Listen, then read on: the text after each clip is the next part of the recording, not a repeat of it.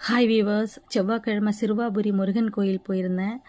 இதான் நான் first time Siruvapuri கோவிலுக்கு போகிறது. என்னோடய ஃப்ரெண்டு சொன்னாங்க, அவங்க வீட்டு பக்கத்தில் எல்லோரும் போயிட்டு வந்தாங்க. அங்கே போயிட்டு வந்ததுலேருந்து நல்ல டைம் ஸ்டார்ட் ஆயிடுச்சு அப்படின்னு. ஸோ நாங்கள் போனோம். அங்கே போனால் செவ்வாய்க்கிழமை அவ்வளோ கூட்டம். நாங்கள் நின்னது 100 ருபீஸ் வந்துட்டு க்யூவு. அந்த க்யூவே அங்கே லாஸ்ட்டு போயிடுச்சு.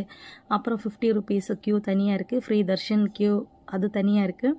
நாங்கள் சரி 100 ருபீஸ் கொடுத்து சீக்கிரமாக பார்த்துட்டு வரலாம் அப்படின்னு அந்த க்யூவில் போனால் அது பாருங்கள் அவ்வளோ கூட்டம். நாங்கள் அங்கேருந்து அப்படி மூவ் ஆகிறதுக்கே ஒரு 4 மணி நேரம் ஆயிடுச்சு. ஒரு 11 o'clock அந்த க்யூவில் ஏறினது மத்தியானம் 2 மணி ஆயிடுச்சு அந்த க்யூ உள்ளே போகிறதுக்கே. அவ்வளோ சூப்பரான ஒரு கோவில், அவ்வளோ கூட்டமாக இருந்துச்சு.